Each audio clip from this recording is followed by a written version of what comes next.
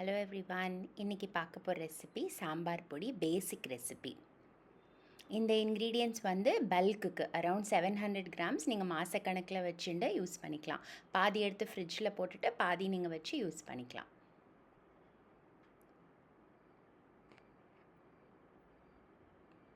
First வந்து தனியா மிளகா வந்து நான் மாடியில் உணர்த்துவேன். நல்ல வெயில் இருந்ததுன்னா மாடியில் நீங்கள் வந்து உணர்த்திட்டு அதை க்ளீன் பண்ணிவிட்டு உணர்த்துங்க. மற்ற இன்க்ரீடியன்ட்ஸ் எல்லாமே நான் மஞ்சள் வந்து சேர்க்க மாட்டேன், சமைக்கிறச்சு தான் சேர்ப்பேன்.